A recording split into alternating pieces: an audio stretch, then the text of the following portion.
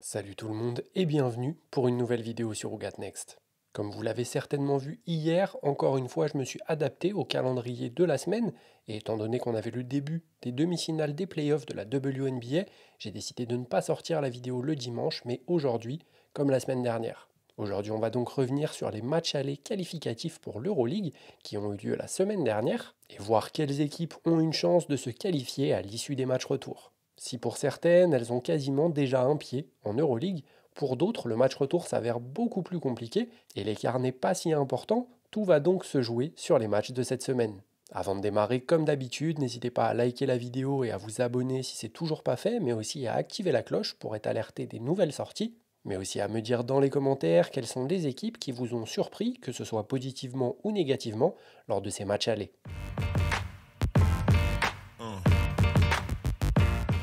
Comme je vous l'avais dit la semaine dernière, il est toujours difficile de se projeter sur les performances d'une équipe en début de saison.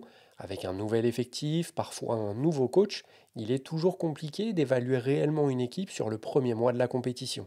De plus, de nombreuses joueuses étaient absentes lors de cette phase allée, ce qui fausse un petit peu les résultats pour certaines équipes ayant basé leur performance sur le recrutement de certaines joueuses. De ce fait, et au vu du niveau de jeu proposé lors de ces premiers matchs d'Euroleague de la saison, il n'y aura pas d'analyse poussée des matchs de cette semaine, mais plutôt une revue globale de ce qui s'est passé dans chacune des rencontres. Et on démarre tout de suite avec l'opposition qui a permis d'ouvrir le bal de cette nouvelle saison entre l'Étoile Rouge de Belgrade et Venise. La semaine dernière, je vous évoquais certains points qui pourraient être importants lors de cette rencontre, et on l'a vu, même s'il y en avait certains que j'avais un petit peu sous-estimés. Je pense tout d'abord à l'absence de Mathilde Villa, je vous en avais parlé, elle s'est fait les croisés pendant la préparation avec l'Italie à l'Eurobasket, et elle n'était bien évidemment pas là pour cette rencontre, sauf que pour cette équipe de Venise, ça a posé un vrai problème à la main et à la création, et ça aurait bien pu leur coûter le match. Car oui, à la surprise générale, c'est bien le Red Star qui a fait la course en tête pendant quasiment 3 quarts temps, avant de s'effondrer dans les 10 dernières minutes, encaissant un 27-16 qui leur a été fatal, et elle s'incline donc sur le score de 71-79. Malgré tout, on a eu le droit à un match très sympa à regarder, avec une opposition de style, une équipe qui a avant tout utilisé ses extérieurs, je parle là du Red Star, tandis que du côté de Venise, on a surtout appuyé à l'intérieur avec la doublette Stéphanie Mavunga-Lorela Koubaï.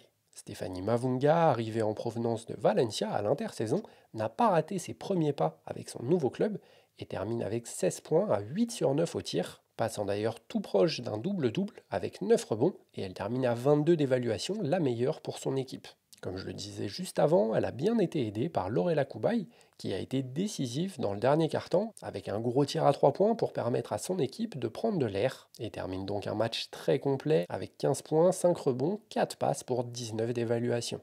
En l'absence de Mathilde Villa, c'est Mariella Santucci qui était à la main de cette équipe, et on a très vite vu ses limites. En effet, la meneuse italienne est une très bonne joueuse de rotation, mais quand il s'agit de prendre les rênes d'une équipe qui se base essentiellement sur du jeu intérieur et donc qui a besoin de création sur les postes extérieurs, et ça devient tout de suite beaucoup plus compliqué, elle qui a en plus souffert défensivement, mais on en reparlera juste après. Heureusement pour Venise, Ivana Dojkic, arrivée en provenance de Skio cet été, a pu suppléer un petit peu au niveau de la création, elle qui avait déjà l'habitude de le faire la saison dernière, étant le gros problème de Skio, et même si elle a été un petit peu en struggle dans son tir la semaine dernière, terminant à 4 sur 12, elle a tout de même été précieuse offensivement, attirant les défenses pour permettre de trouver ses intérieurs démarqués. Comme je le disais cependant, Venise n'a pris l'ascendant que dans le dernier quart-temps, bien gêné par une équipe du Red Star qui était extrêmement bien coachée. Car oui, si on pouvait s'attendre à une opposition déséquilibrée, ça n'a pas du tout été le cas, le Red Star étant porté par sa coach Marina Malkovic et sa meneuse de jeu Yvonne Anderson qui a encore une fois été impressionnante. À 35 ans, elle fait toujours partie des toutes meilleures meneuses d'Europe. Et sur cette rencontre, elle termine d'ailleurs avec 35 minutes de temps de jeu, noircissant la feuille de stats avec 20 points à 8 sur 14 au tir, 8 rebonds, 6 passes pour 27 d'évaluation. C'est la meilleure du match, même si on a senti que le capot fumait un peu en fin de rencontre. Malheureusement pour le Red Star, Yvonne Anderson était un peu trop seule, même si elle a été aidée par séquence par Dorian Sujic, qui termine à 15 points à 6 sur 11 au tir, avec 3 rebonds et 2 passes. La jeune extérieure, née en 2004, a fait une très belle partition vu son jeune âge, et ça promet de belles choses pour l'avenir. Enfin, défensivement, le Red Star a pu compter sur Maxwella Lizoa Mbaka et Kendra Cherry, la française. Je ne l'avais pas mentionné la semaine dernière dans la vidéo, Mais en effet, elle a signé du côté du Red Star cet été, après une pige à Guernica en Espagne l'année dernière, et elle a eu de bons passages lors de cette rencontre. Le match retour se jouera ce mercredi à 19h30 du côté de Venise, et si le Red Star veut se qualifier, il faudra qu'elle s'impose d'au moins 9 points face à l'équipe à domicile. La deuxième rencontre de la semaine, c'était l'opposition entre Galatasaray et Sepsi, et on va aller assez vite sur ce match, étant donné qu'il n'y a pas eu de match.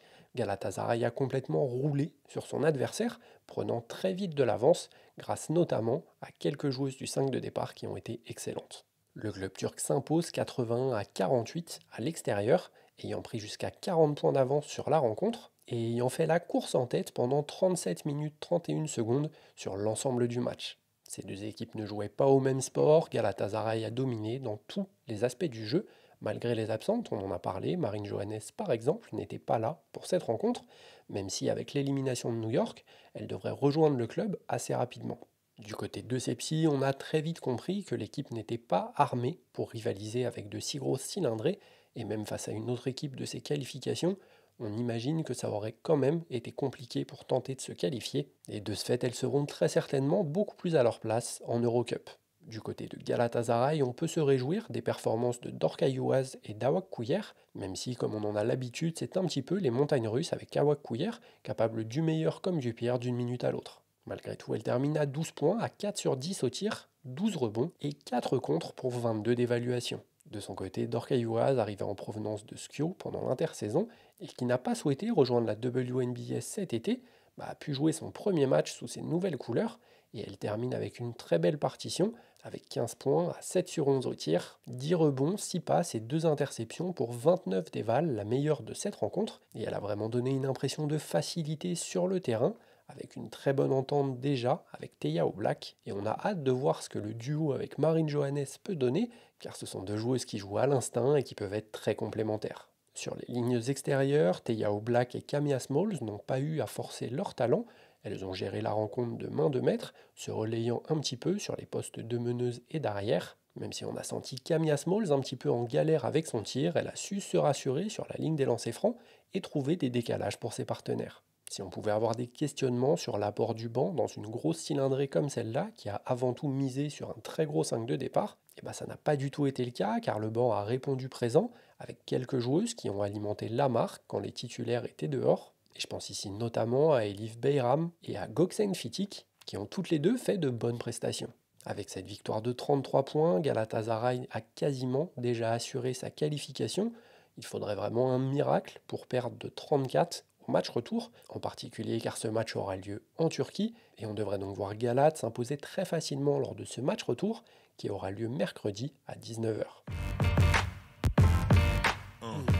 Deux matchs avaient lieu en même temps jeudi dernier, l'opposition entre Brno et Saragossa, et Bourges et Vilnius. Et on va d'abord traiter la plus grosse surprise de ces qualifiers, c'est la gifle qu'a reçue Saragossa face à Brno à l'extérieur. Car oui, si le score final n'est pas forcément révélateur de la domination de Brno, on a vraiment eu une équipe qui n'était pas venue pour jouer au basket lors de cette première rencontre. Saragossa s'incline donc sur le score de 81 à 60, une différence de 21 points qui pourrait être fatale pour la qualification. On en avait parlé la semaine dernière, mais Brno a perdu quelques joueuses lors de l'intersaison. Malgré tout, le recrutement a été très intelligent et ça ne m'étonne pas forcément de les voir gagner sur cette rencontre. Je vous avais dit que c'était une série qui allait être assez ouverte.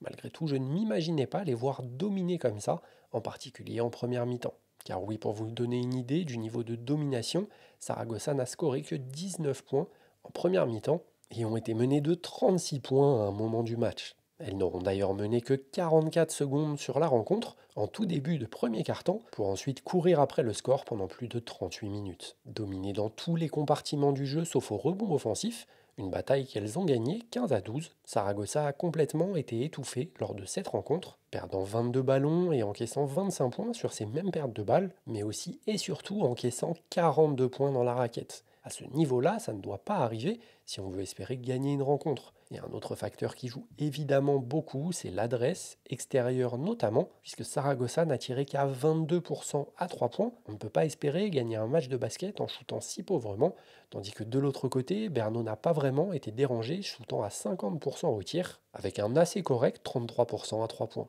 Du côté de Saragossa, ce sont les nouvelles recrues qui ont alimenté la marque. Nadia Fingal en tête, qui termine à 16 points, et c'est d'ailleurs la seule qui a shooté dans des standards corrects, terminant à 5 sur 9, tandis que les deux autres ont vraiment dévissé au tir. Je pense ici à Merit MP, qui a shooté à 3 sur 9, terminant à 10 points et 5 rebonds sur le match, et à Ornella Bancole, titulaire lors de cette première rencontre, à la place d'Elena Pueyo, une décision que je n'ai pas forcément compris en début de match, et qui termine à 13 points, 7 rebonds, mais en shootant à 3 sur 12, dont 2 sur 8 à 3 points. Vraiment, elle a artillé dans tous les sens, sans grande réussite. De son côté, Veronika Vorakova, pour sa première rencontre officielle sous le maillot de Saragossa, a été dans le dur, terminant à 0 points, à 0 sur 3 au tir, ajoutant 3 rebonds et 2 assists, mais a été un petit peu mieux en deuxième mi-temps, notamment défensivement. Mariona Ortiz, quant à elle, a noirci la feuille de stats, mais sans grande réussite au tir, comme la plupart de son équipe d'ailleurs, terminant à 6 points, à 1 sur 8 au tir, et ajoute 5 rebonds, 6 passes et 4 interceptions lors de cette rencontre. De l'autre côté, Berno a vraiment déroulé, en particulier en première mi-temps, et a pu s'appuyer sur ses titulaires comme sur son banc. Sous l'impulsion de Laura Djouskaite, qui termine à 21 points, à 9 sur 14 au tir, mais aussi avec 7 rebonds, 4 interceptions, mais par contre 5 pertes de balles, ça fait un petit peu tâche dans sa ligne de stats. Elle a vraiment dominé, en particulier contre les titulaires en début de match, avant que les joueuses du banc ne prennent le relais. Je pense ici à Minia Touré, qui n'a pas commencé la rencontre, mais qui termine tout de même à 17 points en 27 minutes. Mais je pense également à Amanda Zawi, qui a pris un coup de chaud énorme en première mi-temps, et qui termine la rencontre avec 16 points à 5 sur 8 au tir, dont 4 sur 5 à 3 points. Artemis Panou a eu un peu plus de mal avec son tir, terminant à 2 sur 10, mais a pu apporter son expérience et sa connaissance du jeu à un effectif qui ne se connaît que très peu encore, tandis que Eliska Hamsova, la jeune meneuse de République tchèque dont je vous ai pas mal parlé la semaine dernière, a fait une bonne prestation sans forcément briller, mais a été excellente défensivement et a eu de très bonnes lectures de jeu, en particulier en attaque, attaquant et drivant au moment où il le fallait, et a pris de vitesse pas mal de joueuses adverses pour créer des décalages ou aller finir elle-même au cercle. Saragossa s'est donc tiré une balle dans le pied lors de ce match aller, perdant de 21 points et devra s'imposer de 22 points pour tenter de se qualifier, une performance qui risque d'être très compliquée.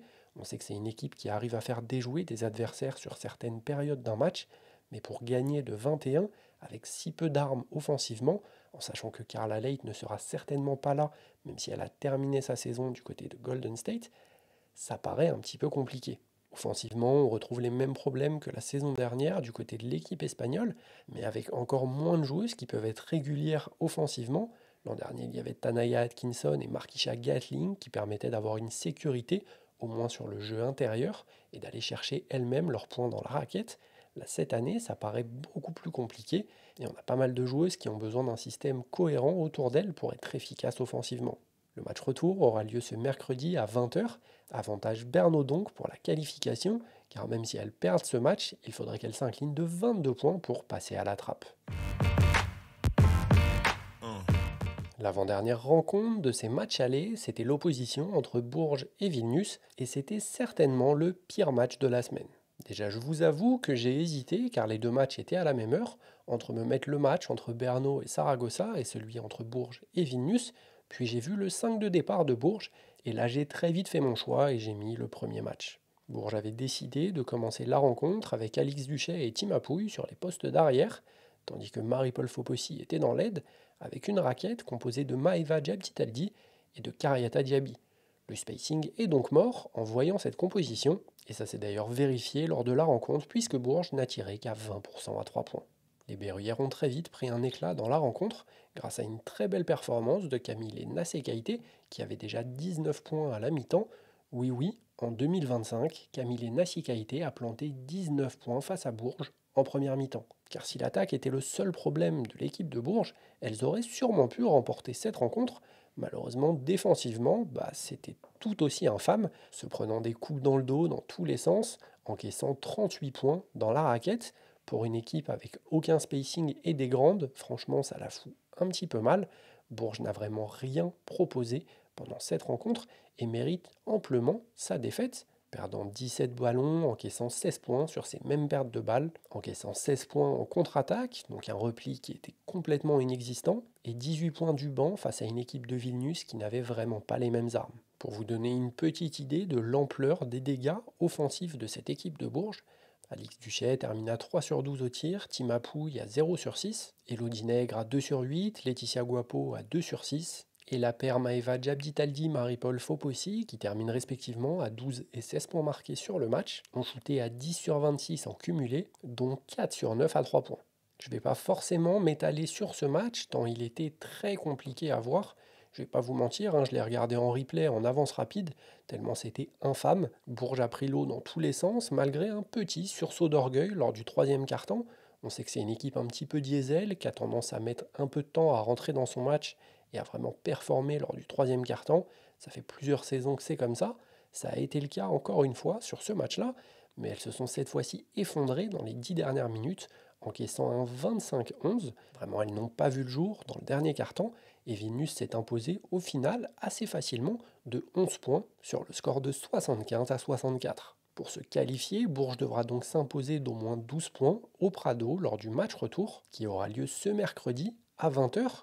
Une rencontre qui est déjà décisive dans la saison de Bourges, car être reversé en Eurocup après avoir fait un Final Six d'Euroleague, franchement ça la fout mal, en particulier en sachant que Monica Kohamakani va rejoindre l'effectif plus tard, elle qui est encore en course lors des playoffs de WNBA avec Phoenix. Personnellement, j'espère évidemment que Bourges va se qualifier, pas forcément car c'est une équipe que je supporte, mais surtout car si elles le font, le premier match de la saison sera contre Prague et ça me donnera l'opportunité d'aller voir Pauline Astier sous ses nouvelles couleurs au Prado.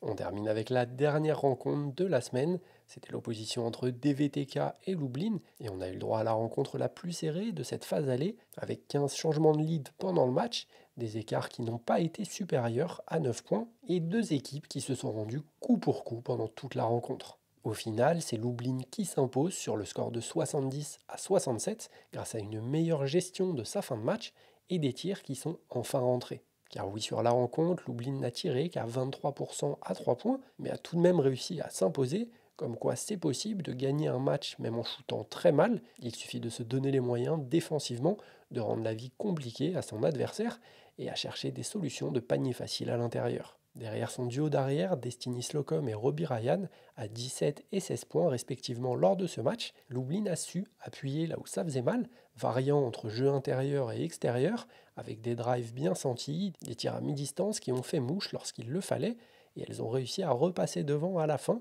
alors qu'on sentait des VTK vraiment en galère, n'ayant pas vraiment d'option offensive numéro 1. L'équipe hongroise termine avec 4 joueuses au-dessus des 10 points, une belle performance donc, mais la meilleure marqueuse c'est Paola Rinso, l'Espagnole dont je vous avais parlé la semaine dernière, qui arrive avec un nouveau rôle dans cette équipe. C'est un petit peu désormais la go-to guy de cette équipe avec le départ d'Ana Tadic par exemple, et elle termine donc à 15 points, à 6 sur 12 au tir, mais on a senti pour cette équipe de DVTK qu'il manquait vraiment cette joueuse un petit peu star, capable de prendre le jeu à son compte lorsqu'il le fallait.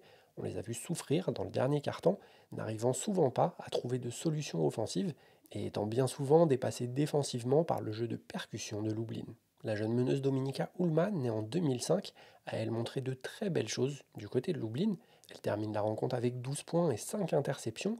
Par contre, évidemment, il y a 4 pertes de balles. C'est aussi ça, les défauts de la jeunesse. Mais elle termine surtout avec le meilleur plus-minus de son effectif à plus 15 et a montré de vraies bonnes choses par séquence lors de cette rencontre. Le match retour s'annonce évidemment très ouvert, avec seulement une victoire de 3 points pour Lublin, en sachant que le match retour se jouera du côté de Miskolc, en Hongrie, à l'avantage du terrain et donc du côté de DVTK, mais il leur faudra trouver des solutions pour ralentir la ligne arrière de Lublin, qui a dans l'ensemble assez mal shooté collectivement, mais qui ne fera sans doute pas 2 matchs de suite à 23% à 3 points. Un match retour qui s'annonce donc passionnant et qui aura lieu ce mercredi à 18 h. Et pour se qualifier, DVTK devra s'imposer d'au moins 4 points. Et voilà, on a fait le tour pour la vidéo de cette semaine. J'espère que ça vous aura plu. Merci à tout le monde d'avoir regardé la vidéo jusqu'au bout. N'hésitez pas à regarder tous les matchs retour de cette phase de qualification à l'Euroleague. Ils sont disponibles gratuitement sur YouTube. Si vous voulez un petit avis sur les matchs à regarder cette semaine, Je vous conseille évidemment le premier match qui aura lieu à 18 h entre DVTK et Lublin, étant donné que c'est la rencontre la plus serrée qu'on a eue sur les matchs allés. Et ensuite, étant donné que l'Euroleague a fait très fort dans son planning et nous a posé quasiment tous les matchs en même temps, et bah, le choix va être un peu plus compliqué. Si vous souhaitez tenter de voir le comeback de Saragossa face à Brno, ça peut être une belle option. Si vous voulez voir la meilleure équipe de ces qualifiers, je vous encourage évidemment à regarder Galatasaray, même si bah, la rencontre va avoir assez peu d'intérêt au final. Évidemment, à 20 h, il y a le match de Bourges qui doit s'imposer pour sauver sa saison au Prado. Et un autre match qui peut être très intéressant avec une opposition de style, c'est le match retour entre le Red Star et Venezia, avec une Yvonne Anderson qui rentre au Bercail quelques années après avoir joué sous les couleurs du club italien. Ça nous promet une très belle rencontre et plus globalement une belle semaine du côté du basket européen. Avant de se quitter, comme d'habitude, n'hésitez pas à liker la vidéo et à vous abonner si c'est toujours pas fait, et à me dire dans les commentaires quelles sont selon vous, comme la semaine dernière, les 5 équipes qui vont se qualifier pour l'Euroleague, en sachant qu'on a eu quelques surprises sur la première semaine. On peut en avoir également lors de ces matchs retour, donc n'hésitez pas à me dire ça dans les commentaires. Nous on se retrouve très vite pour débriefer ce qui s'est passé lors de ces matchs-là. Peace out.